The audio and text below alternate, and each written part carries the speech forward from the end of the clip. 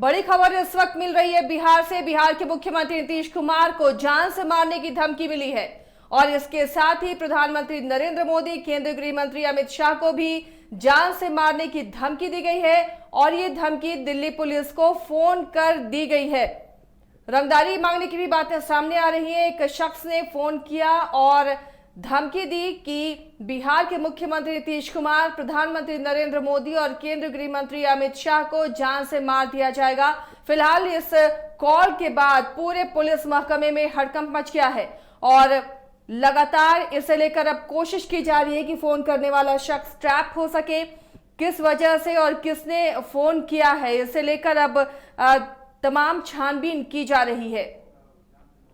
इस वक्त की बड़ी खबर, मुख्यमंत्री नीतीश कुमार सहित प्रधानमंत्री नरेंद्र मोदी, केंद्रीय गृह मंत्री अमित शाह को जान से मारने की धमकी मिली है। इन 3 बड़े नेताओं के दिग्गजों के नाम और अज्ञात शख्स ने फोन पर लिए और दिल्ली पुलिस को कॉल कर कहा कि इन्हें जान से मार दिया जाएगा।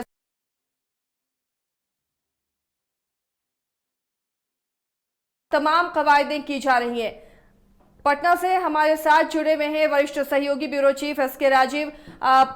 एसके राजीव जी, बड़ी खबर इस वक्त की ये है, मुख्यमंत्री को जान से मारने की धमकी मिली और साथ में प्रधानमंत्री और केंद्रीय गृह मंत्री को भी, इन 3 दिग्गजों को जान से मारने की धमकी दी गई है।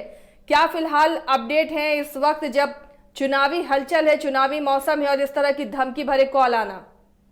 नहीं, देखिए आसिया, सबसे जो महत्वपूर्ण बात है वो ये है कि इन दिनों प्रधानमंत्री मोदी जो हैं वो अमेरिका के दौरे पर हैं और न सिर्फ भारत बल्कि पूरे विश्व की नजर जो है वो प्रधानमंत्री और जो बाइडेन के जो बीच मुलाकात हो रही है उसके भी उस पर पूरे विश्व की नजर है। और इस बीच एक बड़ी खबर यह आती है कि जो देश के प्रधानमंत्री हैं, गृह मंत्री हैं और बिहार के मुख्यमंत्री नीतीश कुमार हैं, इनको जान से मारने की धमकी जो है वो दी जाती है। दरअसल में ये कॉल जो है ये दिल्ली पुलिस को एक कॉल आया है और 2 बार एक ही नंबर से कॉल आया है और उसमें यह कहा गया है कि देश के प्रधानमंत्री नरेंद्र मोदी, देश के गृह मंत्री अमित शाह और नीतीश कुमार को जो है वो आने वाले दिनों में जान से मार दिया जाएगा। उसके बाद जैसे ही ये खबर आती है उसके बाद दिल्ली से लेकर पटना, राजधानी पटना तक जो बिहार पुलिस है या फिर जो भी सुरक्षा एजेंसियां हैं उनके हाथ पांव जो है वो अचानक फूलने लगते हैं। क्योंकि आप अंदाजा लगा सकते हैं कि किसी राष्ट्र के अगर राष्ट्राध्यक्ष और वहां के गृह मंत्री के साथ साथ किसी राज्य के प्रमुख को अगर जान से मारने की धमकी मिले तो वाकई में सुरक्षा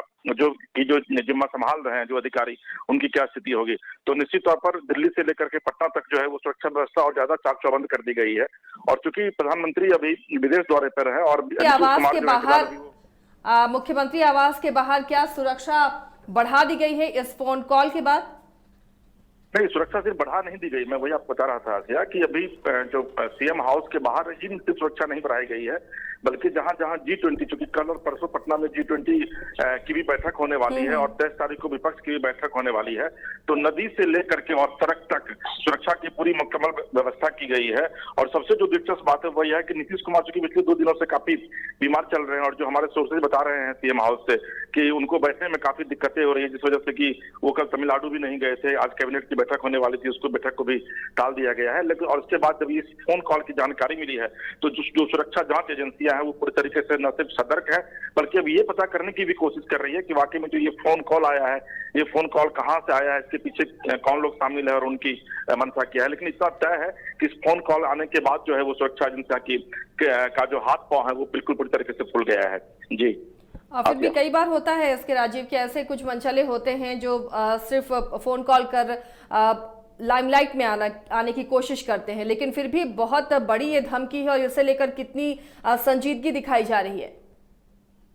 नहीं, देखिए आसिया, दरअसल में लाइमलाइट में आने की बात आप सही कह रहे हैं, लेकिन आपको शायद ये जानकारी नहीं होगी कि प्रधानमंत्री और देश के गृह मंत्री, उन मंत्रियों को जान से मारने की धमकी दी जाती है। जो IAS IPS अधिकारी होते हैं उनको जान से मारने की धमकी दी जाती है। और इन दिनों आप देखेंगे किस तरीके से आज पूरी दुनिया भर के 120 देशों में योगा दिवस मनाया जा रहा है। अमेरिका जैसे देश में भी वहां भी योगा दिवस मनाया जा रहा है। तो प्रधानमंत्री नरेंद्र मोदी का जो क्रेज है वो अचानक राष्ट्रीय स्तर पर इस तरीके से फैला कि कुछ दिन पहले जब प्रधानमंत्री विदेश दौरे पर गए थे तो एक देश के प्रधानमंत्री ने विधिवत उनको रिसीव कर उनका पैर छुआ था। तो ऐसी स्थिति में अगर प्रधानमंत्री का नाम लेकर कोई व्यक्ति फोन कर रहा है कि नरेंद्र मोदी को मार दिया जाएगा या फिर अमित शाह को मार दिया जाएगा, और बिहार के काफी लोकप्रिय मुख्यमंत्री नीतीश कुमार इन दिनों विपक्ष की मुहिम को काफी वो एक धारदार रंग देने में लगे हुए हैं या फिर धारदार बनाने में जुटे हुए हैं, स्थिति में अगर इनको फोन आता है तो निश्चित तौर पर इसके पीछे कोई कुछ ना कुछ बातें जरूर होंगी। हालांकि दिल्ली पुलिस की तरफ से जो जानकारी मिली है, ये कहा गया है कि दिल्ली पुलिस फोन को ट्रेस कर रही है और उसके बाद ये पता लगाने की कोशिश करेगी कि वाकई ये पूरा क्या मामला है। तो निश्चित तौर पर हम लोग को थोड़ा वेट करना होगा, लेकिन इतना तय है कि ये धमकी जो मिली है इसके बाद देश सहित बिहार में भी सियासत भी इस पूरे मामले को लेकर तेज हो गई है। जी आसिया। चलिए नजर बना रखिए, शुक्रिया फिलहाल इस राजीव इस तमाम जानकारी के लिए। तो ये बड़ी खबर इस वक्त बिहार के मुख्यमंत्री नीतीश कुमार को जान से मारने की धमकी मिली है। इसके साथ ही प्रधानमंत्री नरेंद्र मोदी और केंद्रीय गृह मंत्री अमित शाह को भी अज्ञात शख्स ने जान से मारने की धमकी दी है। दरअसल दिल्ली पुलिस के आउटर जिले की पुलिस को ये सुबह एक शख्स ने पीसीआर कॉल किया और बिहार के सीएम को जान से मारने की धमकी दी।